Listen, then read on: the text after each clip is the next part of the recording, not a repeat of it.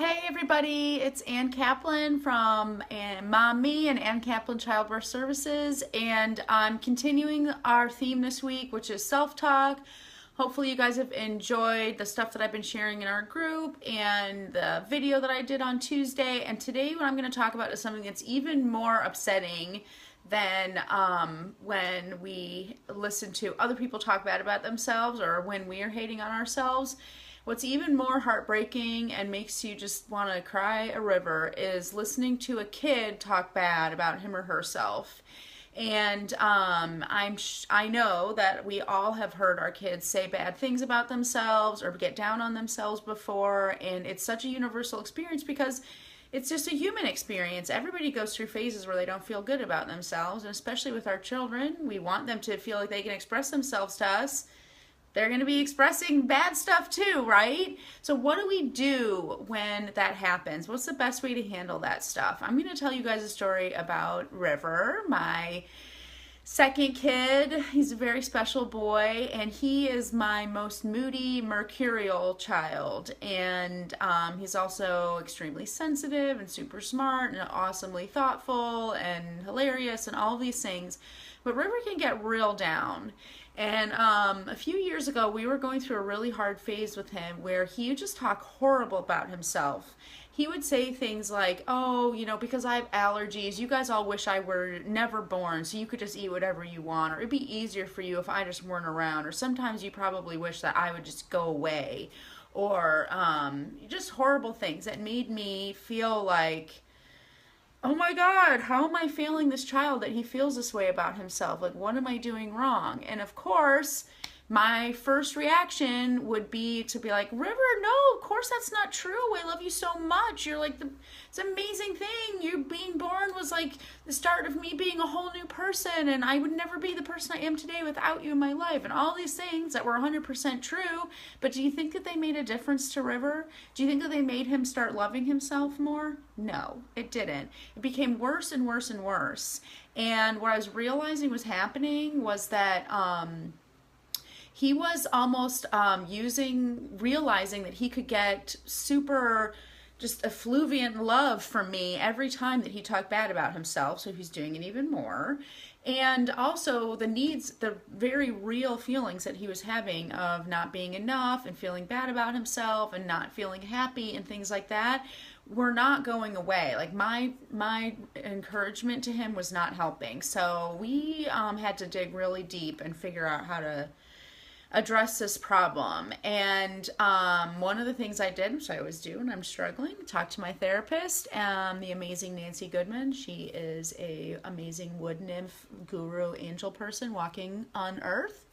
And anyway, she made a really terrifying, horrible point to me, which is when kids say things that they think you think, what they're really telling you is that's what they think about themselves. So when my son was saying to him, you wish I had never been born, what he was really saying is, I wish I had never been born, which is something that to hear your child say is, I mean, it's making me get emotional right now, even though we've already moved past this issue, but it was awful, devastating to hear my son say that, and even more devastating to have a more deep understanding of, like, my son was really telling me that this is how he feels about himself, and that he just had this deep, dark, kind of empty hole inside of him that he was constantly seeking outside of himself to fill with feelings and emotions, to get rid of these feelings that he had about himself, these very, very dark feelings. And so I really cried about it a lot, but Nancy didn't just tell me, oh, your kid hates himself, bye, see you later. No, of course she gave me some tools. I learned some tools. I'm going to tell you guys the most important tips that I have learned from this experience. And please do not take what I'm saying about when your kids tell you you think something, they're really telling you that they think that thing. Don't just take that and turn off the video. That's just the beginning. That's just the beginning, I promise.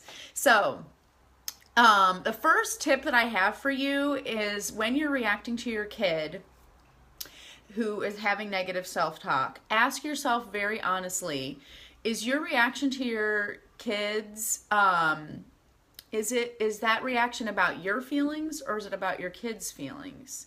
So when River would say horrible things about himself, two awful things were coming up for me. One was this feeling of like, I can't handle, like, I don't want my child to think this about himself. Like, I need him to not think this because it's making me feel really bad. And the second thing was like, I'm a terrible person. Like, I'm a horrible mother and I can't handle that feeling either. So all of the reactions that I was doing to help River were really all about me. Please don't say that. That's not true. I love you so much. Oh my gosh. Well, none of that stuff was about actually him feeling better. It was really about him not saying the things that were making me feel bad. So I was accidentally giving him the message of like, please don't tell me your feelings because they're terrible and I don't want to hear them.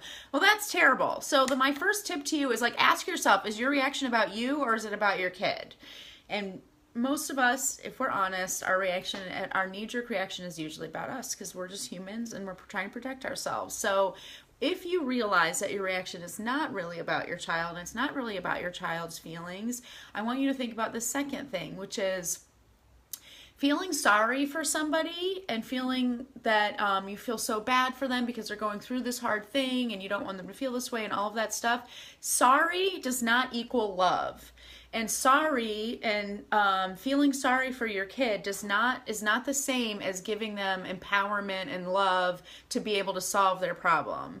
So sometimes just feeling sorry for our child and expressing how sorry we are for our child, expressing sympathy, that almost can have that backwards effect of reinforcing the feelings that they're having. You're validating their feeling of like, oh yeah, your life really is pretty crappy. You should feel that way on some level. And you're not giving them the tools or belief in themselves to change. So that's what I mean when I say sorry doesn't mean love and empowerment. And of course, as parents, our mission in life, like what we want to do for our children, we want to love them. We want them to feel loved and then we want them to feel empowered that they have agency over their lives to make the changes they need to have the feelings they want to have. So sympathy does not equal empathy. That's like point 2 I want to make to you.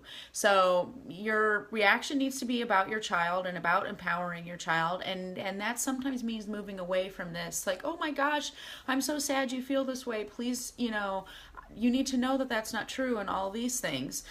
So I want to give you guys an example of maybe a more effective response. But before I do, I just want to tell you one more little tip, which is oftentimes with kids who are having negative self-talk or they're saying like, you think this about me or you think that about me, what's happening is they have a feeling inside them and they haven't made the connection that they're the answer to that feeling. So, and let's face it, a lot of us as adults haven't made that connection either. So all the tips I'm giving you right now about how to handle your kids, you can take that back to a Tuesday's video and apply them to yourself too. But, it's our job as parents. One of the most wonderful gifts we can give our kids is to teach them that they do have power, they do have agency over themselves, and they do have the answers to their questions within them. They don't need to seek outside themselves for their answers and solutions. So my third tip to you guys is hand the problem back to your child. And teach your child over and over again. Every time you have these more empowering reactions to your child, you're handing this problem back to your child to solve for himself. Over and over again, you are teaching that child that I know you can solve this problem for yourself, buddy. And it's your choice if you want to feel this way. And it's not for me to do, and it's not within my power to do to solve this problem for you. So here's my example of how you can solve this problem or address this problem better. And it's not going to be solved like this. When your child says something negative about themselves, like maybe your kid's looking in the mirror and saying, oh gosh, my hair looks really bad, or I wish my hair looked this other way, or I don't like the way I look. Our first reaction, our knee-jerk reaction is to say like, what? You're crazy. You're beautiful. I love you. Everything about you is so amazing and beautiful, and it doesn't matter how you look and all these things. That's all about me saying that stuff. That's not helping my child at all. Instead, here's an example of what you could say. Your child says like, oh, I hate the way my nose looks, or I don't know, whatever, in the mirror. you say like, wow, buddy, it must be really painful for you to feel that way. I feel really sad if I feel those kinds of things about myself. But you know what? One thing I know is if anyone can solve this problem, it's you. I know that you have it within you to feel better about yourself. That's it. I didn't solve that problem for that kid. I didn't tell them they were wrong. I didn't do any of that stuff. I just said like, it must feel really, really sad to have that feeling about yourself. That must feel really painful. And I know that you can make a different choice. I know that you have what you need to solve this problem yourself. Sometimes kids might say, oh no, I don't, blah, blah, blah. And you can say, well, do you want to hear some suggestions and give some ideas and stuff like that? But the most important thing is that handing the problem back to the child. And here is the last tip I want to leave with you with, because just because we don't want to be reacting to our children from a place that's all about our feelings, that doesn't mean you don't have those feelings. It doesn't mean that you don't have the feeling of like, how have I failed this child that they think this way about themselves, or that they think their appearance is important, or whatever it is. That feeling is very real to you. It's not for you to put on your child, which is why we want to react in the way that we want to react, but what you need to do some inner work for yourself to get to the place where you can understand and be okay with the fact that like your child has come into the world with his or her own set of personalities and characteristics and the way they see the world and the way they solve their problems and the way they process information. That's not for you. You didn't give that to that child, and you can't change that about that child. So if your child is the kind of person who sees the world in a way where they see lack, or they see shortcomings and they feel down about it, your job is to help that child learn the tools that they need to change that for themselves.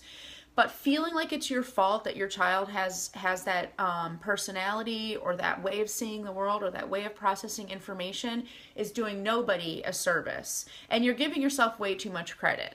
You may have been the person who birthed this child and carried this child and grew this child inside of you and is in charge of this child's safety and shaping, but you do not get the credit for who this person is. You do not get to take credit for the person and the way that this person sees the world and the way that they take information in and the lens that they see the world through. That's outside of your power. And that's means that you don't get to take credit for their successes or their shortcomings or their challenges or their difficulties. So release yourself of that. This is not you failing as a mom. This is not you letting your child down. This is just the way that this child has seen this situation because of who they are and what they're bringing to the table right now. Our job as parents is to just give our kids love and support and believe in them, and whatever they do with that is truly outside of our control, you guys. So beating ourselves up, not giving ourselves grace when our kids are going through a hardship is so toxic and dangerous to our families. Don't let that happen to you guys. And if you need help in making sure that that's not happening for you, if you need help on the inner game stuff, write a comment in the comments below, and I'll send you the free audio of the teleseminar I did a few weeks ago, Turning Your Mama Hustle into Family Harmony. And I give parenting tips all the time, you guys, but if you choose to work with me going forward, what you're going to learn really quick is all of that external stuff is just gravy. The real secret sauce is the inner game. And being able to come at your kids with empathy and hand that problem back to them so that they can learn the lessons they need to be able to navigate life, it all starts with you being able to take yourself out of the equation. And that all starts with being able to recognize, like, this isn't your fault. Mom guilt has no part to play in this situation.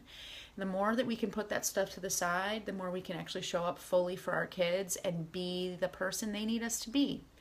I hope that's helpful to you guys. I hope you have an amazing day. And if you're struggling with negative self-talk from your kids, you're not alone. I can tell you that right now. It's going to be a lifelong struggle for River, and I know that. That's just who he is, and I'm here to hold his hand and help him out. Love you guys. Happy Thursday. Bye.